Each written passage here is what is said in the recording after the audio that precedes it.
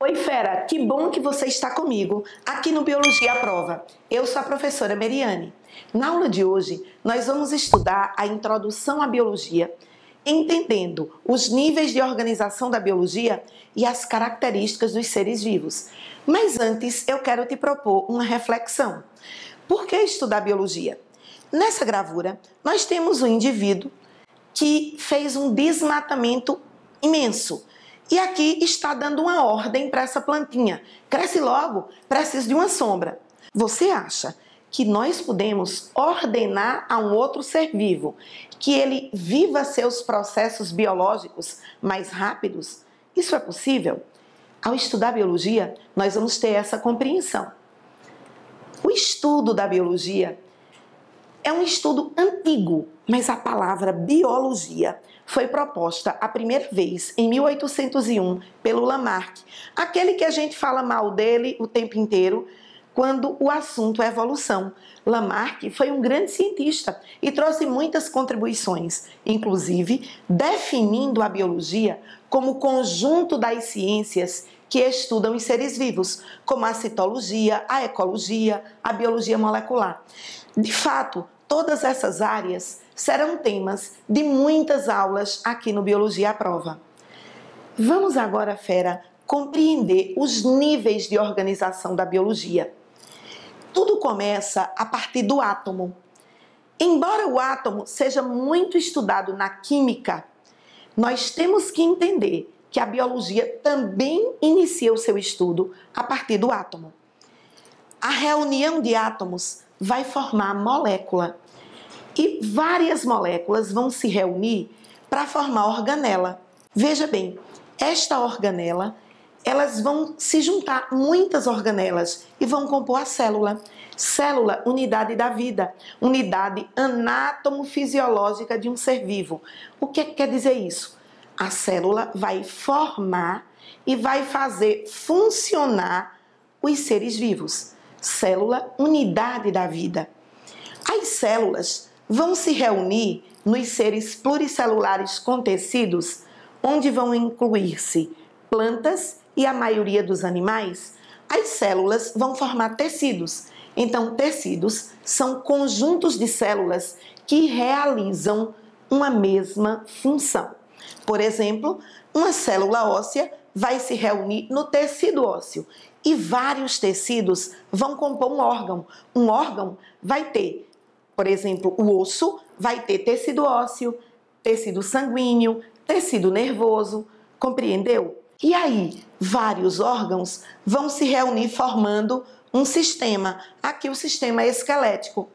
Vários sistemas vão se juntar para compor um organismo. Este organismo, então, ele tem vários sistemas, os sistemas vários órgãos, os órgãos vários tecidos. Compreendeu essa lógica? Esse organismo, ele é uma espécie biológica, mas eu quero fazer aqui uma reflexão contigo.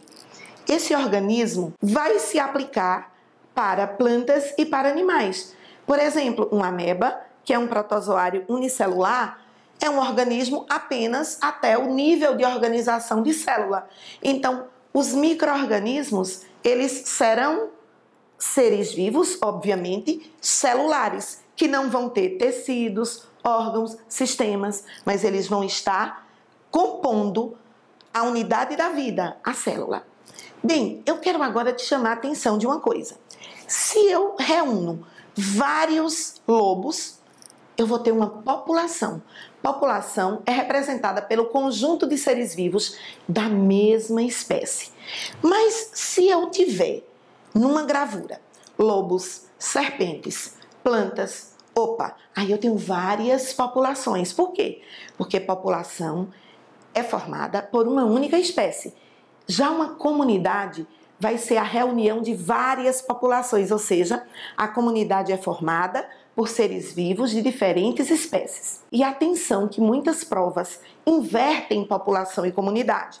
Então, uma dica para você não inverter. População, seres vivos na mesma espécie. Lembra da população humana? Comunidade, vamos pensar. Viver com gato, com cachorro, com aves. Ok. Então, comunidade serão várias populações. Porém, nós também temos a certeza que nós, seres vivos, precisamos do solo, da água, do ar. E o que são esses itens? Esses itens são chamados de fatores abióticos, não vivos, mas importantes para a vida.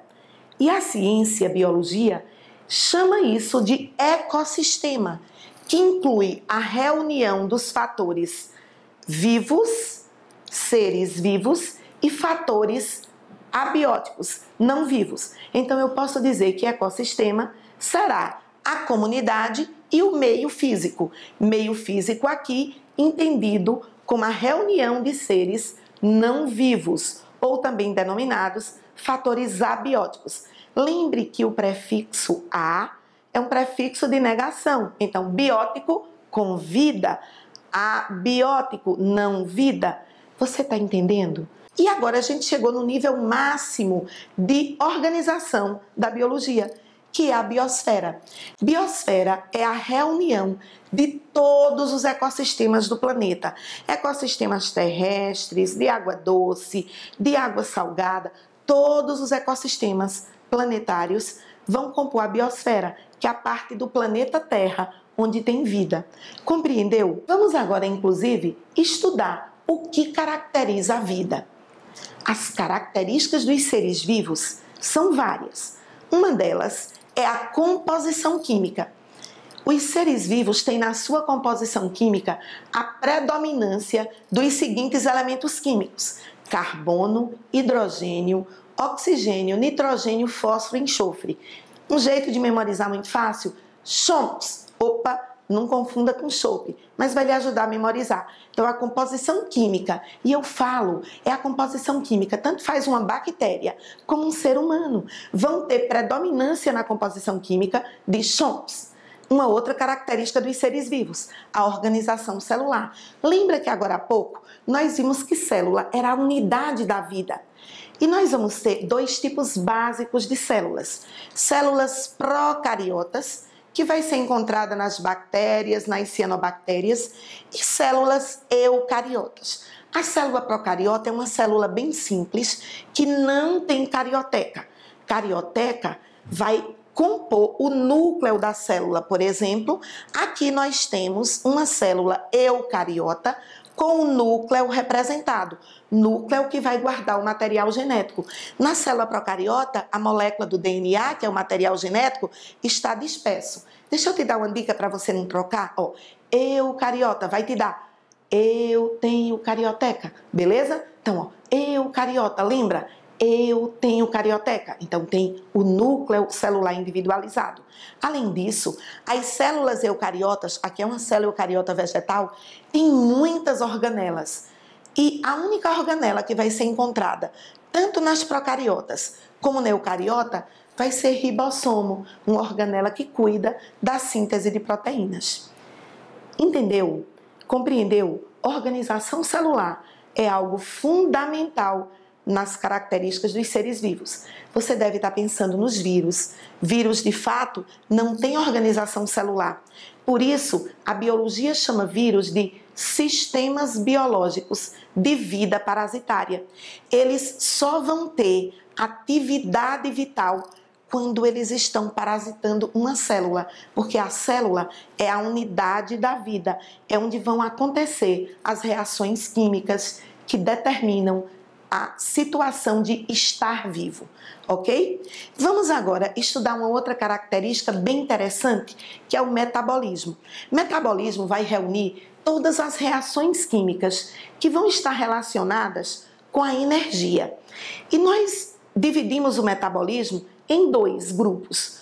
O anabolismo, quando eu tenho, imagine, moléculas menores que estão sendo reunidas numa molécula muito maior. Anabolismo são as reações de síntese. Por exemplo, quando numa célula aminoácidos estão sendo reunidos para sintetizar uma proteína, isso é um processo de anabolismo.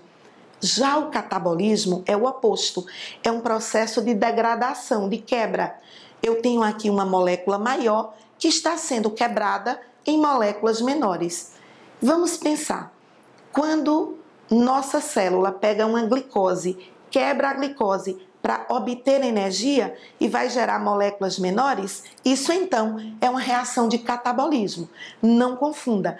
Anabolismo, síntese, catabolismo, degradação.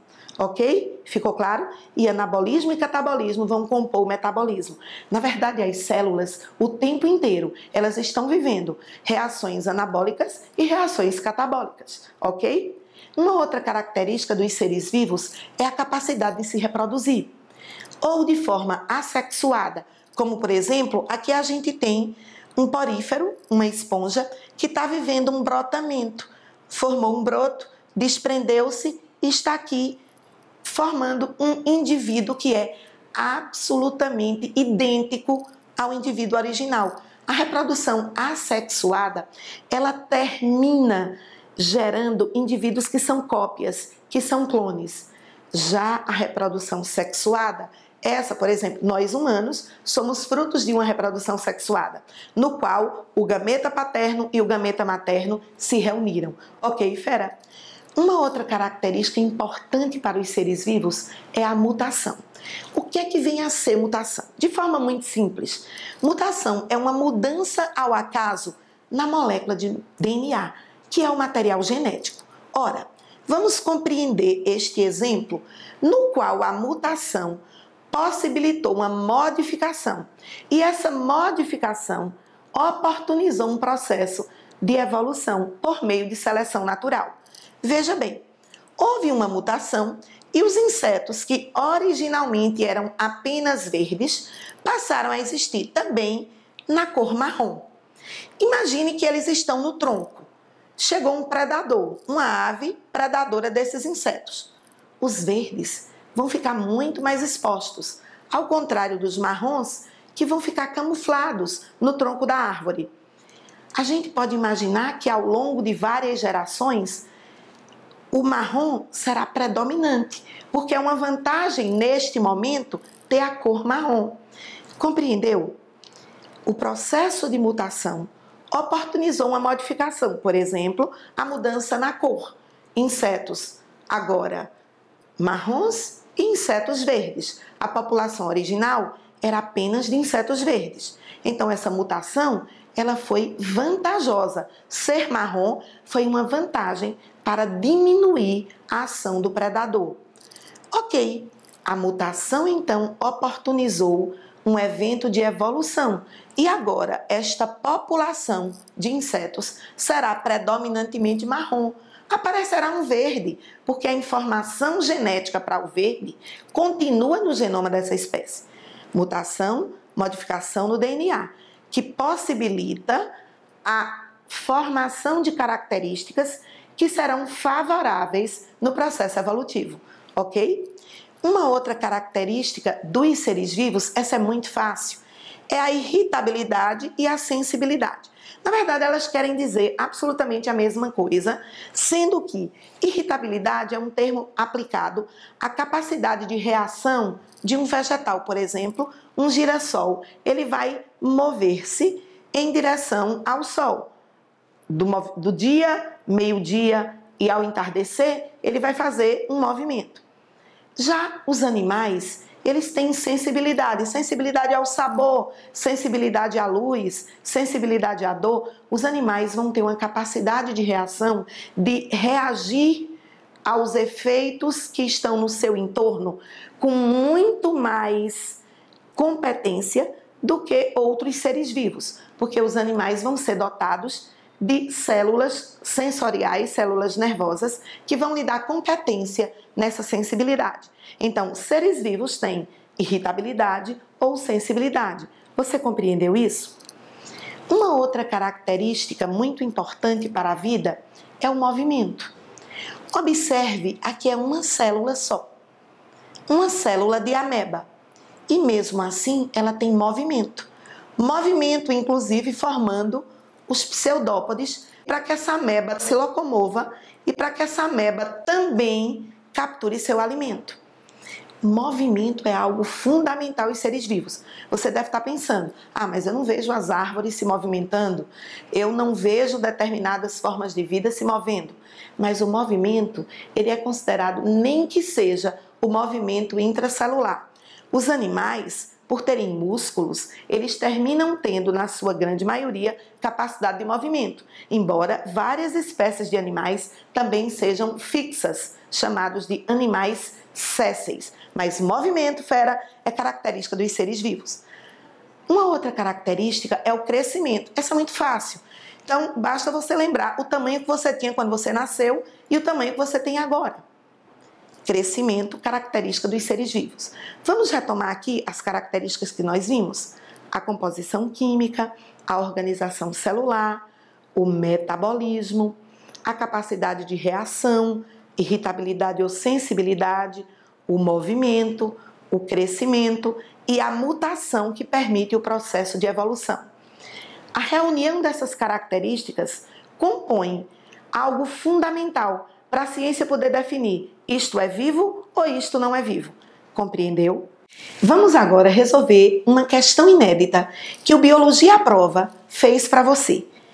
Todas as nossas aulas, elas são concluídas com a resolução de uma questão inédita, mas é inédita mesmo. Por quê? Porque isso vai fazer você testar o seu conhecimento diante de algo que você não resolveu antes, e aí, de fato, você está fazendo um teste.